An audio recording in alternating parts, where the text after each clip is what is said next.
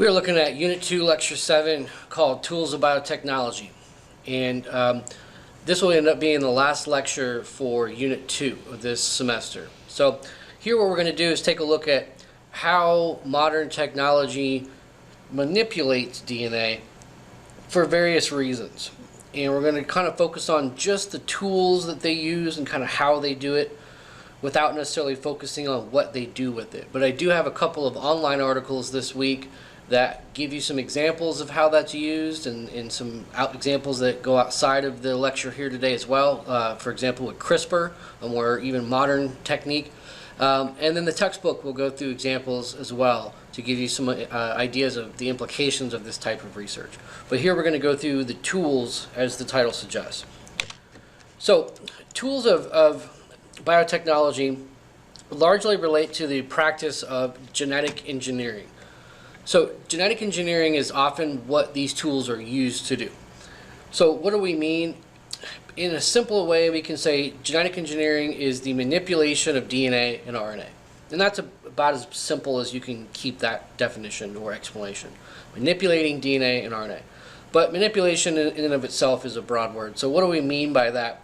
Well, in its simplest uses, we can take it and use it to analyze DNA. For example, determining what sequences of nucleotide letters are we looking at. Now, where it starts to get a little more controversial is when you start altering DNA and or RNA to make it work differently. So you always start with analyzing to see what you have, and then once you understand what you have, you can change it to create a different outcome in various ways. And where it gets even more controversial is where you can then take DNA from one organism and transfer it to another organism, thus imparting the characteristics of one organism into another. So you can, for example, take a glowing gene, a gene that creates a glowing effect from, say, a jellyfish, and then transfer that to a regular fish, a normal fish, and make that fish glow. And you can actually do that in a way that creates a totally artificial characteristic, which is a glowing fish, by transferring the jellyfish gene to a normal fish, quote unquote, that makes it have a characteristic that it would not otherwise have. So real quickly, if we Google search glowing fish with jellyfish gene, then you can see here in the Google search kind of what they have to say about that, and then you can go over to the images and you can see some examples of where they've done this. And you can actually buy these at pet stores and put them in an aquarium at home. And so you get these fish that are totally modified in a way that nature would never have created. So that, you know, to some would be certainly considered controversial. Others, for as far as fish are concerned, perhaps not something all that concerning. But that's one of many examples of transferring DNA from one organism to another. Now, one of the things I want to talk about before I go any further is that while we live today in a world where technology allows us to manipulate DNA in novel, fairly radical ways, it is somewhat similar to older methods in which we have been modifying life in different ways for thousands and tens of thousands of years. So a lot of this manipulation prior to the advent of genetic engineering occurred through selective breeding. So humans, with their mind and intelligence, would pick a male and a female that had attributes that they liked, and then they would sort of force the mating to occur between those two individuals. And by doing so, the offspring would bear closer resemblance to each of the selected parents and therefore have the attributes that were being selected. Far from a perfect process, but one that's fairly effective. And what we see is that this has been used for tens of thousands of years. Virtually every dog that we see is ultimately a selective breeding construct that goes back to wolves thousands of years ago. This is also true for things like corn. Corn today looks very different than corn tens of thousands of years ago, in which the initial plant was much smaller, but through selective breeding and keeping the most productive, largest varieties each year, they slowly increase the size of a corn head to make it bigger and bigger and bigger. And the corn that we see today is a product of thousands of years of selective breeding. It's actually not natural in the way that it would have been absent human intervention. And that is true for virtually all domesticated animals and all forms of crop varieties that we eat. Everything from corn to tomatoes to potatoes to peas, you name it. They're all selectively bred and therefore different than what we would have seen from their natural wild type variety thousands of years ago. So this is something that's been happening in many different ways, and so it does constitute a form of genetic manipulation.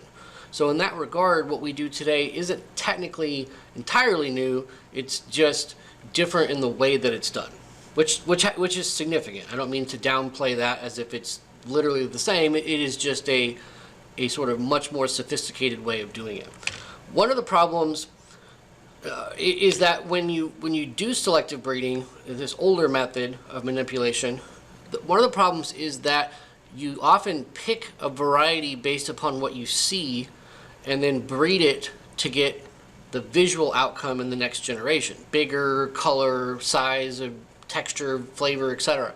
But one of the things that happens is that in selecting for the visible or measurable attribute, you end up transferring traits along with it that you can't see. So the problem is that the results are somewhat unpredictable and highly variable. And I'll give you a quick example. When you look at dogs that have a white fur coat, white is a genetic recessive mutation. And so what ends up happening is the color gene is mutated so that it no longer provides the color. And so white is essentially the default background absent of the color. And so the color white is essentially a genetic mutation.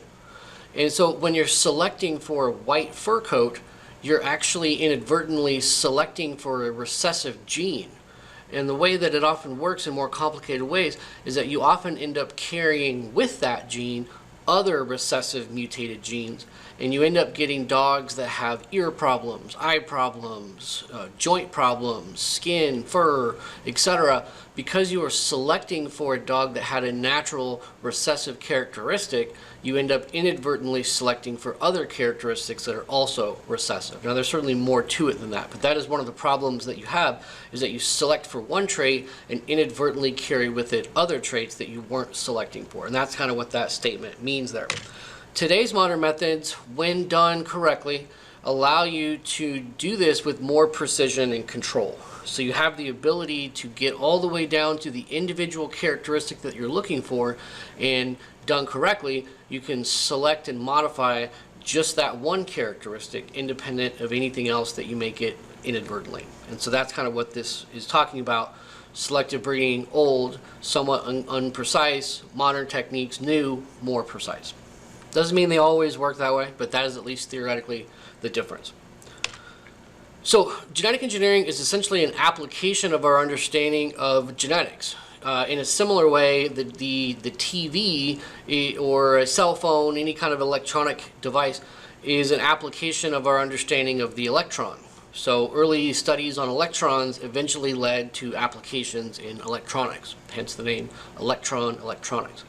So in the same sort of way that works with electrons, we can see that kind of applies in a different way with DNA. So our knowledge of DNA has allowed us to create novel medicines and therapeutics. You can now use gene therapy to cure disease. You can now use genetics to create new medications. This can also be used in a very different way to take and match DNA from a crime scene to implicate a criminal who was at a crime scene that no one ever saw or had evidence to prove in court. So we can match DNA using a similar variation of this technique.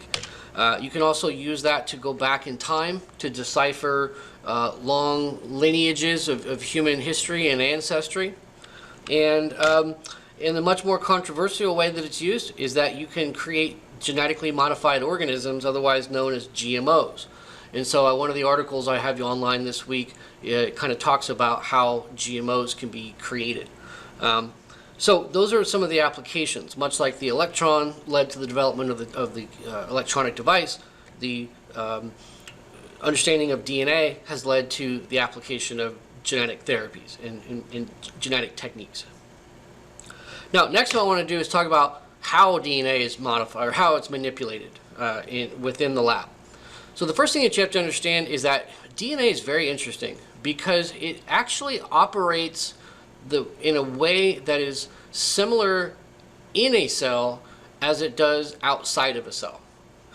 And that's not exactly obvious that it would be that way, but it turns out that it is. So in other words, whether DNA is inside of a cell, as it would be naturally, or outside of a cell, say in a test tube, you can get the DNA to work very similar in both environments, either in or outside of a cell. And there's no exact reason why that has to be the case. It just turns out that it is. Doesn't mean it works exactly the same, but you can manipulate it to get the same outcomes even outside of a cell. So that's very important. So that's what that first line is talking about there. So this allows you to manipulate DNA outside of the cell. It could have been the case that that wasn't possible, but it turns out that it is possible. So that right there is an interesting little insight that just gives us the ability to work with DNA in a way that would otherwise be virtually impossible, at the very least very difficult. Now, one of the ways that this actually makes working with DNA easier outside of a cell is when we look at how we can begin modifying DNA. One of the things that you have to do is separate the double helix into its individual primary structures. These are the two backbones that make up DNA that we talked about last week. So in a cell, you have to have enzymes that do this. But in a test tube, you can actually just use heat. So by heating the DNA up very carefully to about 94 degrees Celsius, the two strands will naturally unwind or separate from each other. And they just do that with the application of heat. And what's even more interesting is that when you cool them back down, done very carefully, the two strands will come back together and naturally reconnect. Doesn't mean they always do it perfectly. There's lots of little issues with this, but generally speaking, heating can separate them and cooling can bring them back together, and that works relatively well. So heating will open the two strands up, and that exposes the base pairs, the letters on each strand. And kind of like opening a book in order to read what's inside of it, this turns out to be a necessary precursor step to pretty much doing anything with the DNA. Just like you'd have to open the book, you have to separate the two strands in order to access the information. So this turns out to be a fundamentally important step that virtually all experiments do in the beginning. And then lowering the temperature will bring them back together, kind of like closing the book back up. So normally you need a special enzyme inside of a cell, but outside of a cell, simple heat and cooling will do the job for you. Next, when it comes to DNA, very often DNA molecules are very big. In fact, they're usually too big. And so what you often want to do is take the molecule and cut it down into smaller pieces. It would almost be like taking a book with 1,000 pages and simply highlighting the relevant chapter, or even maybe a few paragraphs or a sentence or two, maybe even a word. So you want to forget about all the information and focus on just a little piece of it, the part that's actually relevant. And so one of the ways that this is done, and how it has been done traditionally, is with enzymes that are called restriction endonucleases, sometimes just called restriction enzymes. So what they do is actually cut DNA into small fragments. And these are a special kind of enzyme that are discovered in nature that do this for us. So no one actually invented these tools, they actually discovered them and then figured out how to use them in this application. So restriction endonucleases cut DNA into small fragments, and they're also known as restriction enzymes, is also another way that you'll hear these referred to. So when I say they weren't invented, they were discovered, they actually were isolated from prokaryotes like bacteria and archaea. And it turns out that the reason why these microbes appear to have them is that they help them resist infection and degradation from viral bacterial viruses. These are called bacteriophages. If you remember, these were discussed within the context of viruses back in chapter 6. So bacteriophages are a natural foe to bacteria, and restriction enzymes allow the bacteria or archaea to keep the virus from infecting them. And once the virus inserts its DNA into the cell, these enzymes naturally take over and chop up the viral DNA before it has a chance to infect. Doesn't work perfectly. Bacteriophages are still capable of infecting, but it does give them a defense mechanism to at least attempt to prevent these bacterial viruses from killing them. So that is presumably where these came from. And so what scientists have done over, almost probably 80 years, give or take at this point, they've been working on these. They have actually isolated over 3,000 different types. So a restriction endonuclease is a class of enzymes that all have these similar characteristics, but there are roughly, or probably more today, than 3,000 different exact varieties. Okay, and so while they may have initially been a construct for viral defense in prokaryotes, today they can actually be used in a different purpose for cutting DNA as a way to be, as an early step in manipulating the DNA, taking it from large amounts of information and sort of isolating it down into little chunks of information that makes it much easier to work with. So this figure here shows what that would look like. This would be a representation of the DNA double helix. Here you see the figure showing a double helix. This represents the lettering sequence that would occur on each side, just different examples here.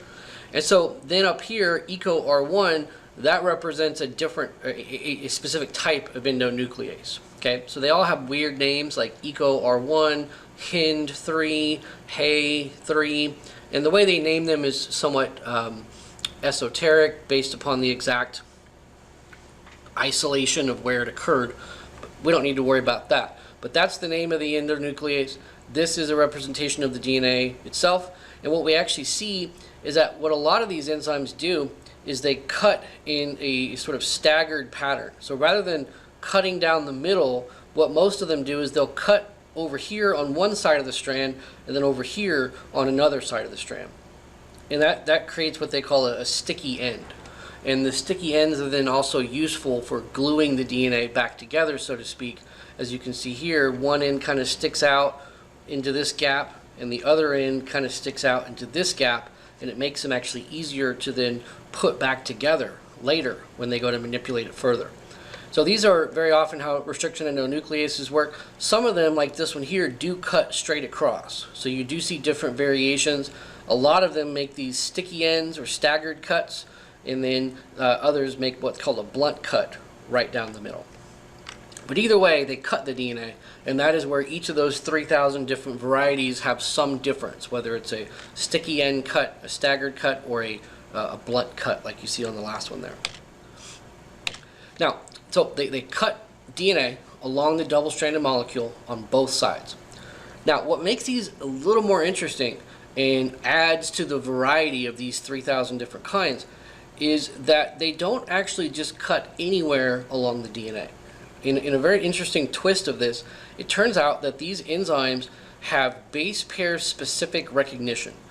And each different type of those 3,000 different types will only cut at a specific sequence of nucleotides. So they don't make a random cut, they make different cuts based upon the information in the DNA, which is really interesting. So you can see that down here. This is the same figure from just the top part of the last figure. EcoR1, for example, will only make a cut where it finds the pattern GAATTC. So where it finds that specific pattern, it will make a cut between the G and the A on this side and the A and the G on this side, and nowhere else. That's the only place the EcoR1 will cut. Now, if you don't have that exact little sequence, then it won't cut. It won't do anything. So not only does it have to have that sequence, but without it, it won't do anything. Okay? HIN3 as the example in the next one, it makes a cut anywhere you have AAGCTT. and it cuts between the two A's on one side and the two A's on the other side. Okay, and each of those 3,000 different examples do so in their own specific way, recognizing a specific pattern of letters and cutting only in certain places along that pattern. Okay, so each of them has a known sequence between 4 to 10 DNA base pairs with a specific target sequence that only cuts at that exact target. It's pretty fascinating things. They're like little problem-solving enzymes. Now, what's even more interesting is if you know about this, or if you know this, if you recognize this word, palindrome, what it says here is most target a specific type of sequence called a palindrome. So if you've ever heard of a palindrome, palindromes are words that are spelled the same forward as they are backward. So think of a simple word like mom, M-O-M, that's spelled the same forward as it is backward. Same thing with the word dad. D-A-D forward, D-A-D backward. Okay, those are called word palindromes, and they're rare, and you don't see very many of them, but that's what that is. A more elaborate one would be the word race car. Race car, if you spell that out, is spelled the same forward as it is backwards. Okay, so that's what a palindrome is in language. Here in DNA, this is essentially a sequence that is the same forward as it is backwards, right? So G-A-A-T-T-C, that's the forward pattern. Backwards, G-A-A-T-T-C. So notice that that's a palindrome. So not only do they have to have a specific sequence, and not only does it have to be between 4 and 10 base pairs, but it says most have to target a palindrome, which is a sequence the same forward as it is backward. So interesting little enzymes.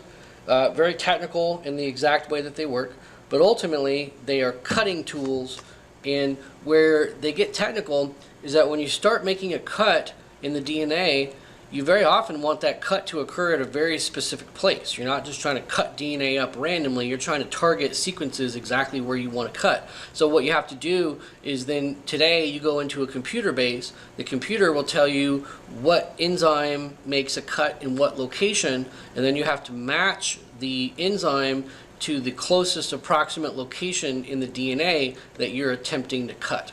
So in other words, if you want to cut near a sequence that has GAATTC, then you're going to use this enzyme. And if you want to cut in a different area that has this sequence, you use a different enzyme. So the technicality there gets pretty specific, but ultimately you can kind of get the idea for how these work here. Here's a real quick video giving you some visuals on that. I apologize if the audio isn't very good here, but hopefully you can hear it well enough. Restriction endonucleases are enzymes that cleave DNA at specific nucleotide sequences. The sequence recognized is often 4 to 6 nucleotides long.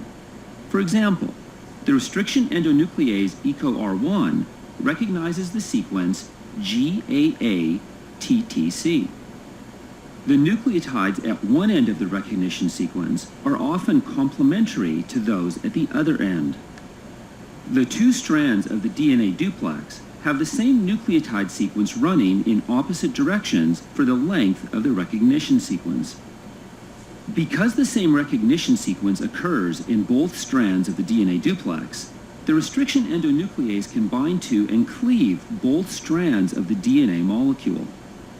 Because the bond cleaved is typically not positioned in the center of the recognition sequence, and the DNA strands are anti-parallel, the cut sites are offset from each other.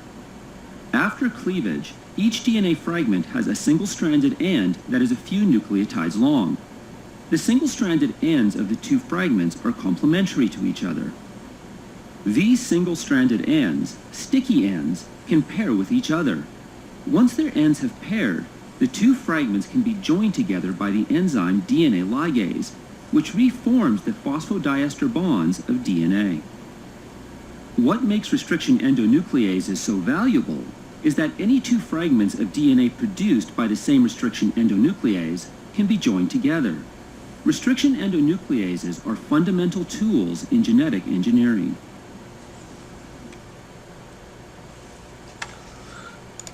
Okay, so that video there kind of mentions the ligase enzyme, and that's another really important tool, as it mentioned, that once you cut the DNA, you can then sort of glue it back together, if you will, using what is called the ligase enzyme. And the root word there is ligate, L-I-G-A-T-E, And that word essentially means to join together. So a ligase is a joining enzyme. And in this context, that means that it joins cut sequences of DNA.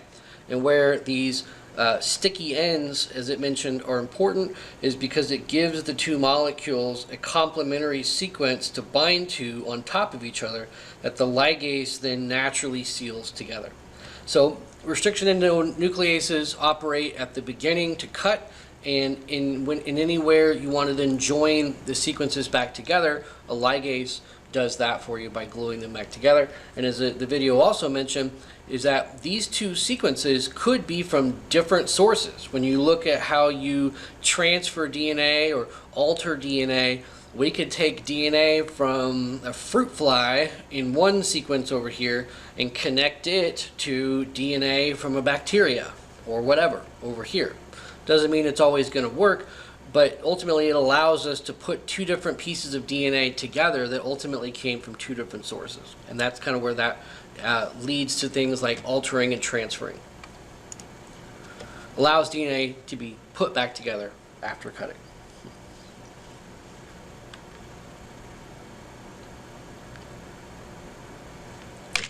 Right, the next enzyme here is another interesting one, reverse transcriptase.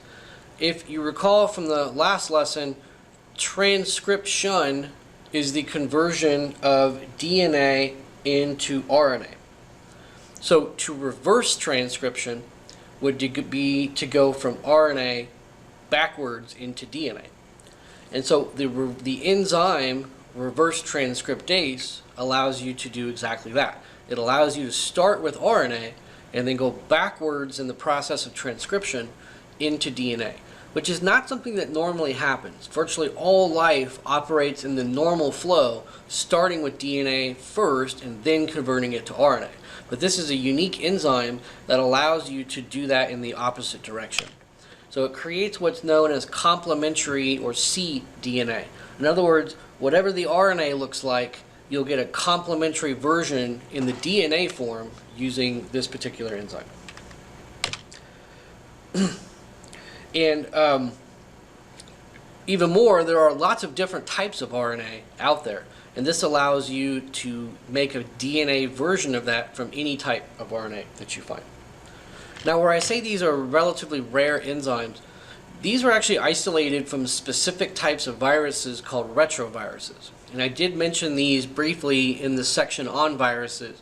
Retroviruses are viruses that have the ability to start off as RNA, but then copy themselves into a DNA form and then infect the host cell with their copied version of DNA. In fact, permanently integrate their copied DNA into the host genome, leading to a permanent long-term infection, such as what you see with HIV. HIV is a perfect example of a retrovirus, and this is one of the reasons why you can't cure HIV, because the virus copies itself into a DNA form and then integrates its DNA form into the human genome, into your cell's DNA permanently, making it virtually impossible to get rid of it once it's done that. So that tool, reverse transcriptase, is actually sort of taken from a virus and used in a different context to make DNA from RNA.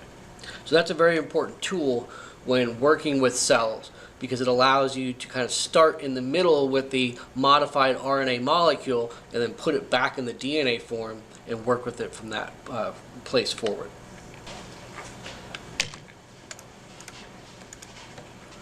Okay, so the next topic is going to be something different. So we're looking at tools. This is a different kind of tool here. So this is what's referred to as PCR, which stands for the polymerase chain reaction. Now, some of you may have heard of PCR. PCR testing is a way in which this is used. So if you've ever heard of PCR tests, then you're at least familiar with the term.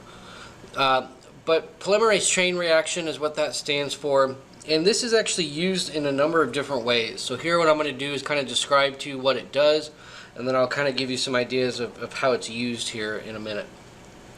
So PCR is a technique used to amplify DNA. In other words, it is used to make copies of DNA sequences. So if we have a small amount of DNA, which is often the case, then we can take it and copy it to make more. And in this sense, this technique is sometimes referred to as a molecular Xerox machine. So that's sort of the basics of it. And if you only know one thing, that's the one thing that you want to know. But getting more specific, when we go to copy something, we need to have some kind of target. So the process works by targeting specific DNA sequences of interest. So imagine that you have your textbook in a physical form, and it's got some 500, 700 pages, and you want to quote-unquote copy it. Generally speaking, what you're going to do is you're going to target specific pages, or maybe even just a paragraph, or maybe a chapter. Generally, you're not going to copy everything, although you could, but more often you're going to copy some part of the whole. And that's generally what we're doing with PCR. Although you could copy everything, more practically you're copying pieces of the DNA. And so in order to determine what piece of the DNA you're going to target, you need some kind of targeting mechanism. So imagine if you have a book, I would say something like copy page 59 and 60. That would be like a target sequence. 59 and 60 indicate the target of the whole that you're going to copy. And so the way this works in PCR is we have a mechanism referred to as a primer. And so a primer is something that initiates where on the DNA we are going to copy. So a primer is something that has a piece of information built into it that is essentially a target sequence of DNA. And so the target sequence will match a sequence on the DNA where we're going to begin copying. So imagine if I wrote page 59 on a piece of paper and then handed that to you, you could then match what's written on the paper, page 59, to page 59 in the book. That would be like a priming sequence. Here's the information, this tells you where to start. That's kind of what a primer is. So as long as the target sequence of the primer is found within the DNA sample, the two will match up, and then that will initiate where the copying process begins. Kind of like me telling you to copy page 59. And then from there, depending on how exactly the process is used, that initiation point can be used to make copies of copies. And so once we make one copy, we can then use the copy, the duplicate version, to make another copy. And then the third duplicate copy can be used to make another copy. And so what this ultimately does is it allows you to amplify the DNA in an exponential way. You end up making copies of copies, and each new copy serves as a template to make another copy. So once you have 10 copies, you can now easily get 20 copies by making a copy of each of the original 10 that you started, or that were created from the initial first copy. So that's kind of the idea of amplification. It's not necessarily linear, it is exponential. You make copies of copies, and as you make more copies, the number of copies grows exponentially. Now, where PCR is used is in its original form, amplification. If you have just a small amount of DNA, you can copy it to make more. This is useful in situations where you may have a piece of DNA left at a crime scene. Let's say someone had a cigarette butt that they left at the crime scene, and that cigarette butt contains DNA on it, but only a little bit. And in order to really analyze the DNA, it's usually necessary to have lots of DNA. So you take the little bit of DNA from the crime scene, what little bits you can muster up from the butt of the cigarette, and you can copy that DNA into large amounts so that you now have an ample amount to work with. So that's just one way, just to copy DNA for all sorts of purposes. However, the process can also be modified in a way that allows the copying itself to be used for diagnostics. And this is what is key about the primer. The primer is an indicator of what you're targeting. And since DNA is often invisible, we can't see it, we can use primers to kind of feel out what's actually in the DNA. We can kind of use that to tell us if the gene or sequence of DNA of interest is actually there. If the DNA is copied and we see all the copies that result from the priming sequence, that tells us that our gene of interest was there, and so the copies themselves are indicative of whether or not the gene or DNA sequence of interest was even in the DNA to begin with. This is sort of how it's used in forensics and paternity testing. In forensics, we would take DNA and amplify it, so small amounts of DNA at a crime scene can be turned into large amounts to work with. And in paternity testing, that's sort of like a diagnostics, although in a different criteria, where we look to see, does the father's DNA match the offspring's DNA? So we're looking at sequences of matching, and we use the copying process to tell us if the sequence was correct or not correct. So PCR works by taking the DNA with these primers and allowing the primers to match based upon the sequences in the primer. So refer to previous sections where we described the fact that A and T are always complementary and G and C are always complementary. So if I have a sequence of ATT, I can use a primer of TAA, and the primer TAA will bind to the gene sequence ATT. And so if those two are matched somewhere in the DNA, the priming sequence will give us the initiation point for copying. And so that's what that line there says. This is based on complementary DNA base pairing. So if we find that matching sequence, it will be copied. And what gets a little confusing is that it is the copies themselves that become the criteria for diagnostics. And it turns out that because DNA is so small, we can't see individual segments of DNA. However, if you amplify DNA or little pieces of it into millions or even billions of copies, you can actually see the billions of copies. So it's sort of like the difference between seeing one little blade of grass from an airplane versus seeing an entire field of grass. You can't necessarily see the individual blade, but you can see the field of grass even from a far distance.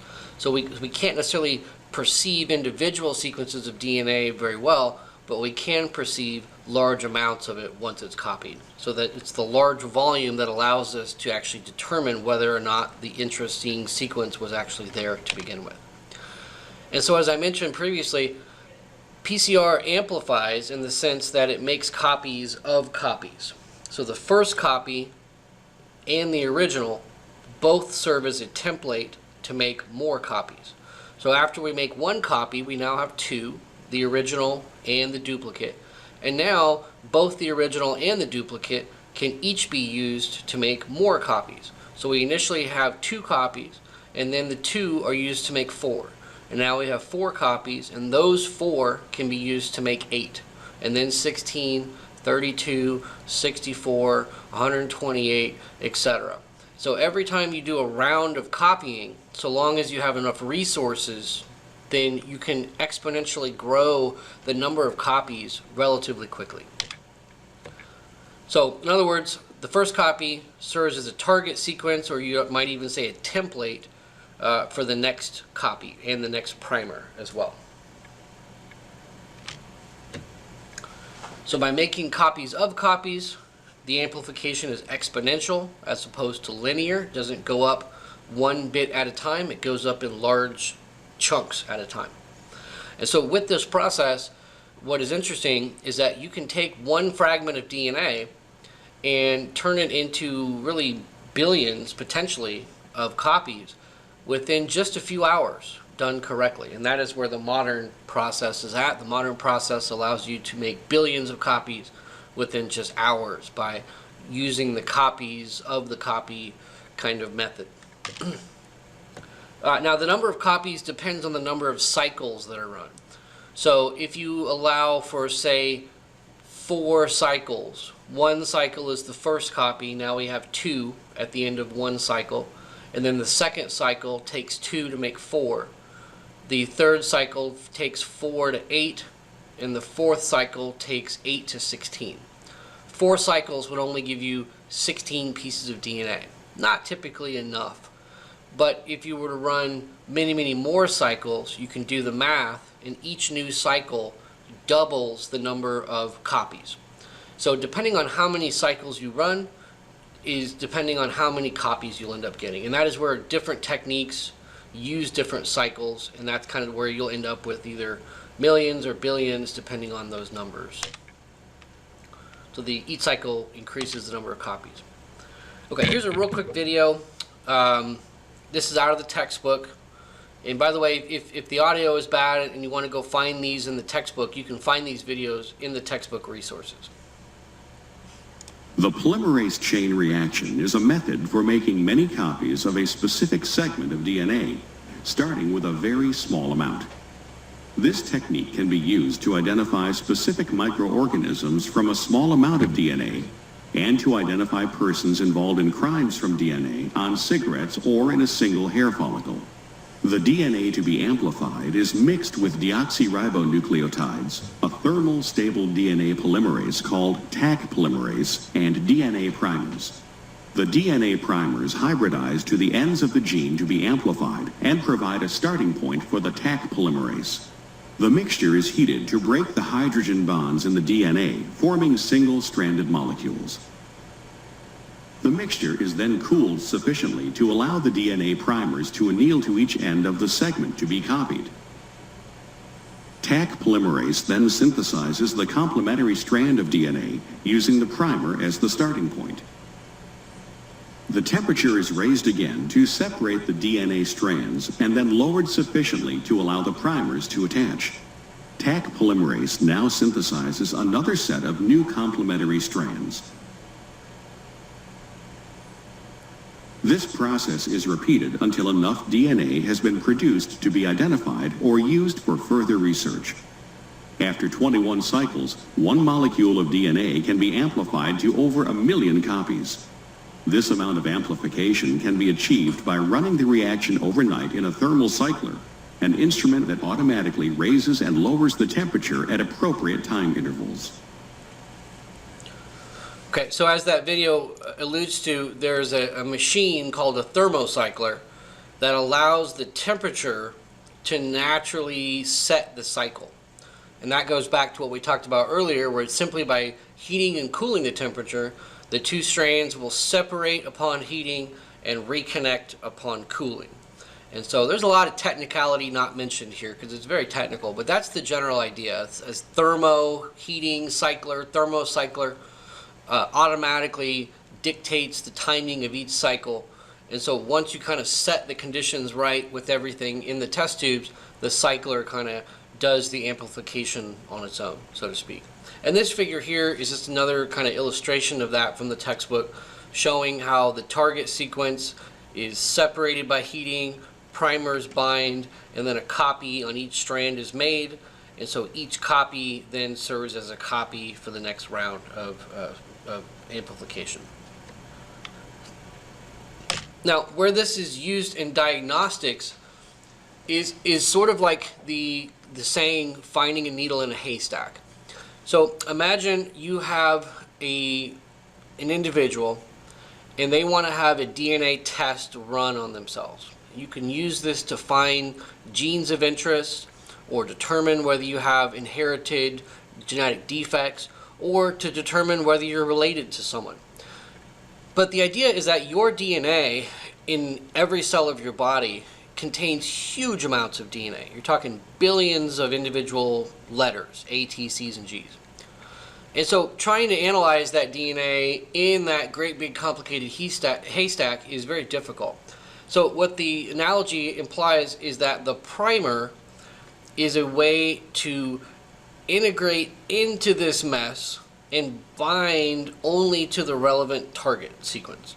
So if you know you're looking for a particular gene mutation, then the primer itself serves as the way of sorting through all of the seemingly random DNA and binding to just that one gene that you're looking for, like finding a needle in a haystack. And once that primer binds, it will serve as an initiation point for replicating just that little piece of DNA. And then from there, you cycle the copying over and over and over.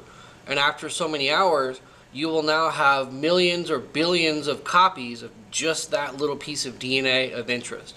And then you can analyze the DNA and look for the copies that are much easier to find once they have billions of copies. Kind of like seeing the field of grass from an airplane, the large numbers all together are much easier to identify. And so that's kind of what that analogy means. You take all this complicated DNA and target just into the sequence and then copy that to the point that you can find it much easier. And although there's a lot of nuance to that, that is ultimately how PCR is very often used. So when you talk about PCR testing, that is essentially what they're doing. Now, one of the things I mentioned here before I go on to the next part is that PCR has been greatly enhanced by the use of what are called heat-stable polymerases. So the polymerase enzymes are those that do the copying. And so in order to make this effective, they've actually had to find what are called heat-stable polymerases. So these are polymerase enzymes that come from thermophilic bacteria. And it turns out that nature ultimately uses the same kind of polymerase enzyme across virtually the entire spectrum of life, such that you can take a polymerase enzyme from a thermophilic bacteria and use that same enzyme to copy DNA from a human cell. And so the heat-stable polymerase allows the enzyme to function at higher temperatures, which are necessary to separate the DNA strands. And what they found is that most polymerases denature when you do that. And so the process becomes much, much more difficult. But with the heat-stable polymerases, they remain intact even at high temperatures and function the same as other polymerases that don't stay intact at high temperatures. And so that negates the issue of heating and cooling that otherwise tends to denature most of the other types of polymerase enzymes found in most life forms. So this is a modified version of the technique that makes the process much, much more easy to conduct, and that allows for it to be done in labs all across the country without really that much sophisticated knowledge about the lab technique. It's something that you can buy a kit and run it with the right equipment with very little knowledge, because enzymes like this make the process much easier without the headaches that tend to come along with non-stable polymerases. Okay, so moving on to the next part here, we'll finish off with an analysis of DNA. So PCR is one way to analyze DNA, but these are three other techniques that are more specifically designed simply for the technique of analysis. So PCR can amplify DNA, and then the amplification can be used for analysis and diagnostics. But these techniques really are just designed for analysis. So the first one, and this is one of the most common lab techniques done, is called gel electrophoresis. So the simple concept here is that gel electrophoresis allows DNA molecules to be separated based on size. So recall earlier we talked about restriction endonucleases, which cut DNA into fragments. What you need to understand about that is that when we cut DNA into different fragments, they'll have different sizes. Some of those fragments are relatively large, intermediate, and small. So once we've cut the fragments into variable sizes, gel electrophoresis is very often the very next process that takes those fragments and kind of automatically sorts them based upon their relative size, such that all the big ones are naturally separated from the intermediate and small sizes. So that's the concept in a nutshell. Now the way this works is that we use an electrical current, which then takes advantage of the fact that DNA naturally has a negative charge to it. So if you think back to what we talked about last week, DNA has three different groups, parts that make up each nucleotide, and one of those is called a phosphate group. And the phosphate group naturally has a negative charge to it. And because of that charge, DNA overall has a negative charge. Somewhat of an arbitrary characteristic, that's just what it is. But ultimately we can use that in this technique. So based upon the laws of electrical charge, positives are attracted to negatives. So if we take the DNA that has a natural negative charge and we apply a positive charge, what we'll see is that the DNA will move towards the positive charge just like magnets do. Positives attract negatives. So we can actually get the DNA to move based upon the attraction of charges, opposite charges. Now, if you just apply a charge to the DNA in an empty vesicle, they'll all move simultaneously, and it won't sort them based on size. So the interesting sort of ingenious technique that's used to get them to sort by size is to first put the DNA into a gel. And this is called an agarose gel or an agar gel. And for those of you in the lab or those of you who are taking lab, this agar is a lot like the nutrient agar petri dishes that we use. Very similar. The main difference is that it doesn't have the nutrients, it just has the agar. The agar is essentially what makes it kind of a solid medium. And then within there we have nutrients, protein, lipids, and things like that for growth. So this would be very similar just without the nutrients because we don't need those here. But what the agar does, the gel, is it puts restriction on the movement of DNA. Down inside the molecular cavity of that gel, there are little tiny holes. And the DNA can actually move through the holes, almost like an obstacle course. It has to kind of siphon its way through those little microscopic holes or pores within the gel. And what makes this so ingenious is that as the DNA moves through those pores, being pulled by the positive charge, the larger fragments move slower than the smaller fragments.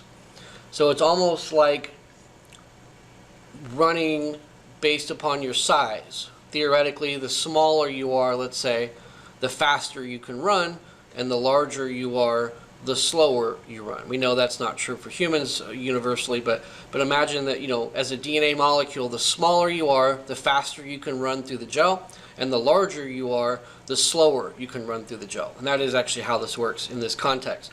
So by putting the charges in the right place and then putting the DNA in a gel, it naturally pulls them through the gel but restricts the larger fragments to a slower movement, and the smaller fragments are allowed to move much faster.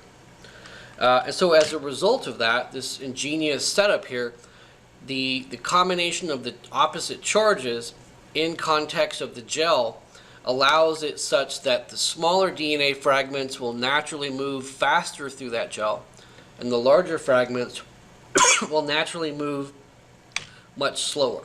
And so by the time you finish, the smaller fragments and the larger fragments will end up in different places on the gel. Smaller fragments will move closer to the positive charge, and the larger fragments will stay further away from that charge. Now, here's what this will look like if you actually do this in a lab. This figure here has a couple different things going on here. Let's start with the concept of fragments. So remember earlier we talked about DNA being cut into little segments by the restriction endonucleases. So we have a large fragment, a couple intermediate sizes, and a small fragment here. So all of this would exist within a test tube, and you wouldn't see it. So now what we do is we take those fragments and we put them into a gel. Now the gel can be relatively large. These can be bigger than our petri dishes in the lab. Same medium, different size. And each one of these little divots here represents a well. So we place the DNA down inside this well, and we can do this with multiple DNA samples for a single gel. So in this one, we could have, you know, it shows 8, and technically we have 10 wells here per gel. So we can run 10 different samples all in one gel, but each well contains a different sequence of DNA fragments. Okay, now what we do is we put this gel into an apparatus that applies the positive charge to the far end and pulls the DNA, which is negatively, towards that positive end through these little tiny micropores in the gel. And when we've run that for about 15 minutes is about how long you do it.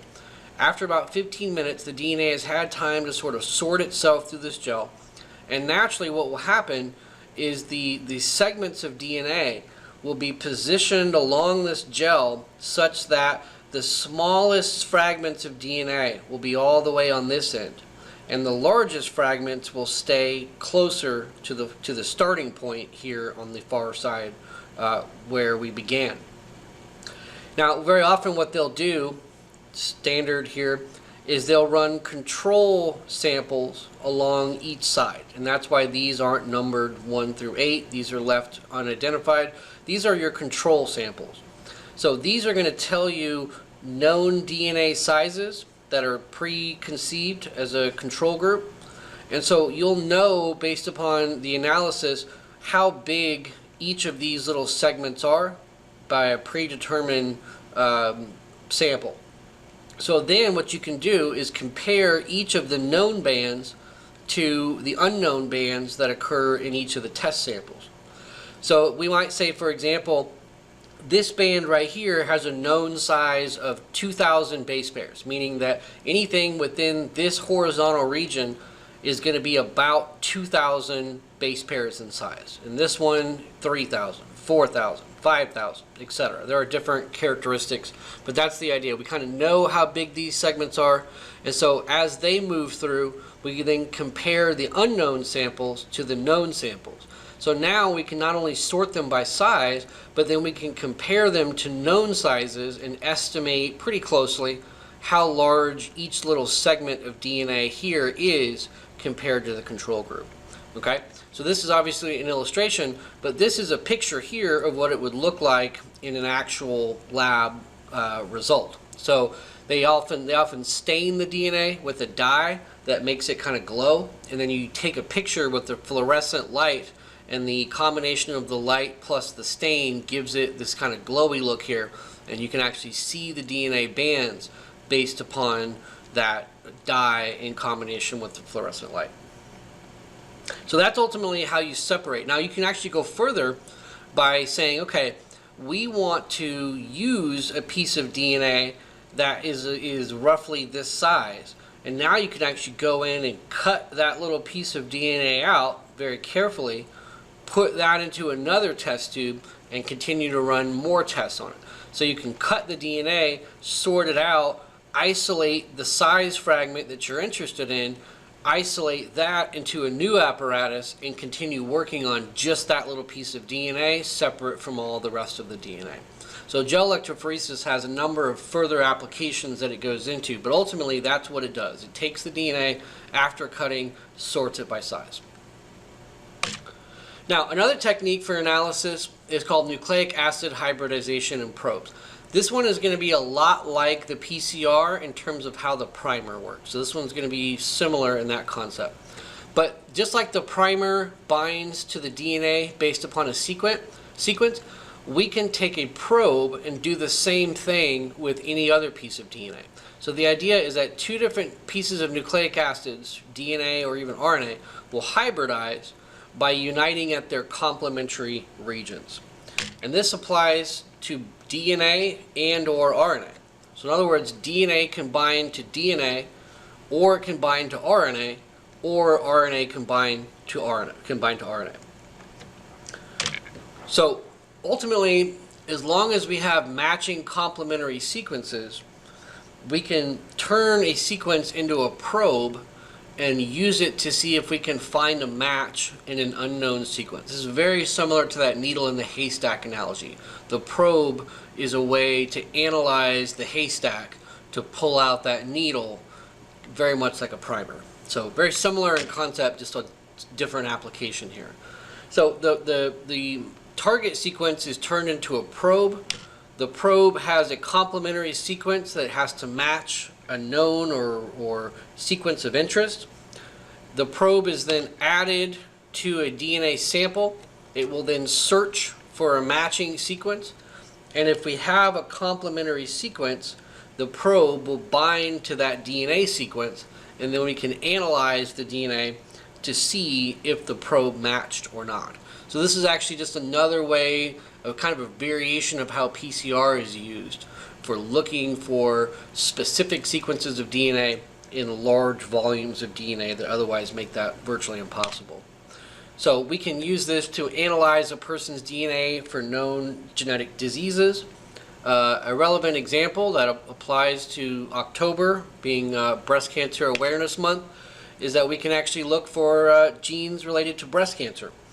So if you have, for example, either the BRCA1 or BRAC2 gene mutations, BRCA1, BRCA2, or BRCA1, BRCA2, these are genes that are known to significantly increase your risk of breast cancer. So very often for women, you will want to know this theoretically, especially if you have a history in your family.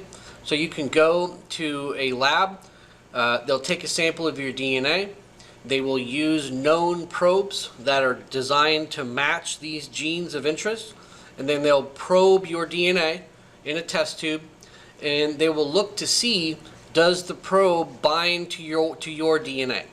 And if it does, then in this case that is unfortunate, because that means that you have the genetic predisposition that makes you more likely to develop breast cancer. But that is ultimately how they would tell you that. Do I have a gene that makes me more susceptible to breast cancer? Take a probe, analyze the DNA. If it matches, yes, you have that gene. Or no, it doesn't match. No, you do not have that gene. So that's very often how we end up getting results like that, through something like gene probing. Now here's another quick video that kind of helps you see how that works. At high temperatures, double-stranded DNA will denature or separate into single strands. When the temperature is lowered, the two strands will anneal because of the base pairing interactions of the complementary strands. If the nucleotide sequences are similar, complementary strands from different sources will also anneal. This is called hybridization, to indicate that each strand of DNA came from a different source. Regions of double-stranded DNA in which the respective single strands hybridize to one another are said to be homologous, or have similar or identical nucleotide sequences. The high specificity of base pairing interactions between complementary strands of DNA can be used to locate a specific nucleotide sequence in a sample. If the DNA from one source is immobilized by attachment to a solid surface, such as nitrocellulose, homologous DNA from another source will hybridize and be retained by the immobilized DNA. This is the basis for various DNA probe techniques. Non-homologous DNA will not attach.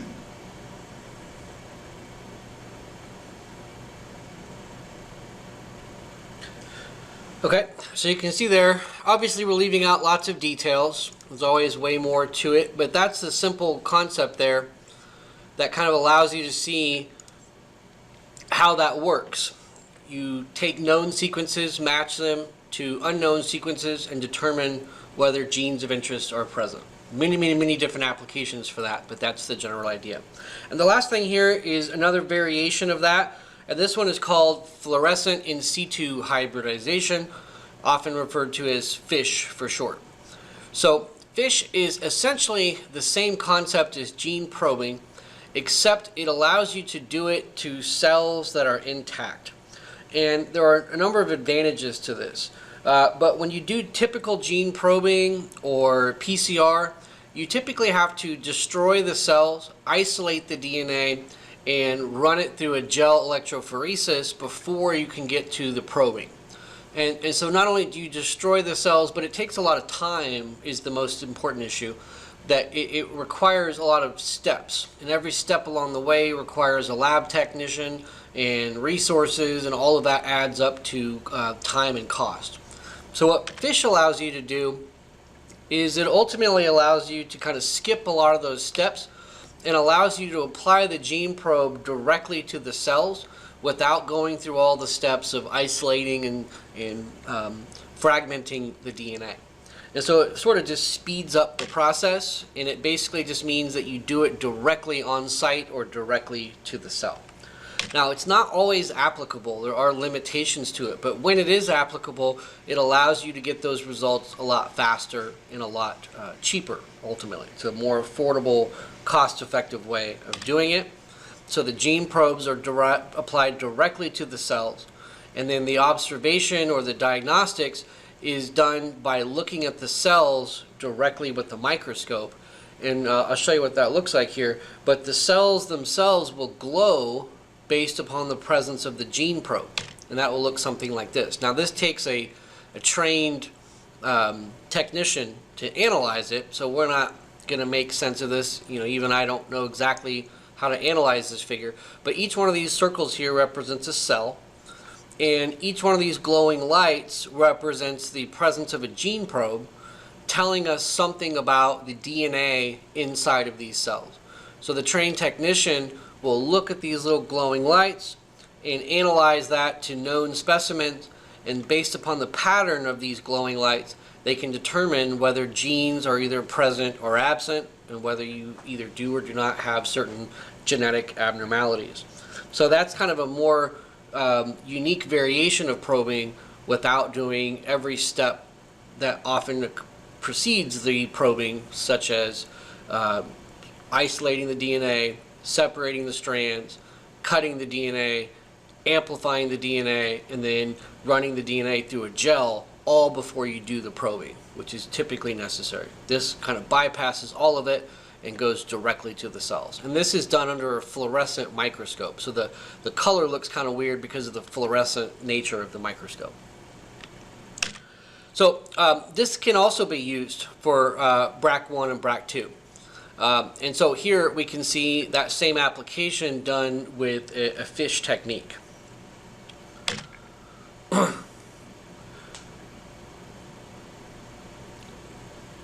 And so you can also then use this to see variations in cancer.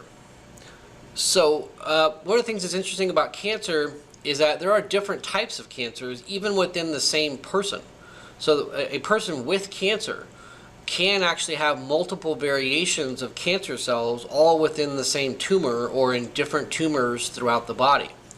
So what FISH can be used for is to analyze different tumor cells independently and quickly and efficiently to see how the nature of that cancer might differ from one part of the body or one part of a tumor to another, or how that cancer might change over time. So another issue with cancer in this context is referred to as HER2. So HER2 is a gene that relates to human epidermal growth factor, is what that stands for. So human epidermal growth factor is a characteristic that relates to certain types of cancers. So for example, this is a particular cell receptor on the outside of your cell. And under normal conditions, you'll have a minimal amount of HER2 expressed. However, in a cancer cell, you may have much more HER2 expressed. In other words, you have an abnormal amount. So by applying a probe, you can actually look at the color patterns and determine whether the cells themselves are either appropriately expressing the receptor or overexpressing it at an abnormal rate. So this is another advantage of FISH, because rather than simply seeing whether the presence or absence is there, it allows you to determine the quantity. Do we have the right amount of that being expressed, or do we have too much of that expressed? And cell for cell, we can look to see if each cell is doing it differently, and that can actually allow oncologists or cancer doctors to potentially use different kind of treatments. And this is one of the areas where cancer research has gotten more advanced. They can analyze a patient see that they may have multiple variations of cancer growth that aren't the same and therefore have to be treated differently. And they can apply different treatments either in different areas of the body or all at once and target the different types of cancers that all may be occurring simultaneously with a variety of different techniques. So it really gives you kind of an up-to-date, first-hand account for how the cell looks in reference to its expression, and then you can sort of determine whether that's abnormal or normal and treat it appropriately in that regard. And so finally here you can see a picture of that in reference to HER2. As I mentioned, the amount of expression determines the normal or abnormal characteristics. So here you see a normal cell expressing the sort of appropriate amount of HER2, and over here you see a cancer cell expressing a highly abnormal amount. And so it really isn't the presence or absence, it's the quantity. And the FISH technique allows you to see that. So down here you can see what that would look like under a microscope. You can see small amounts of the pink fluorescent characteristic, and then over here we see large amounts of the pink fluorescent characteristic. So this would give us an indication that we have an abnormal amount of the HER2 versus a more normal amount over here. And so that's a way to differentiate cells in real time, and you could theoretically see those differences on each cell within a tumor, and give you as much information about that as possible. Okay, so we're going to stop it there. This is the end of Unit 2, and so this will conclude everything within that unit. I don't have 2 videos this week, only 1. So you don't have anything else for this week other than your online assignments. And next week we will have our Unit 2 exam, and look for the email with details about that.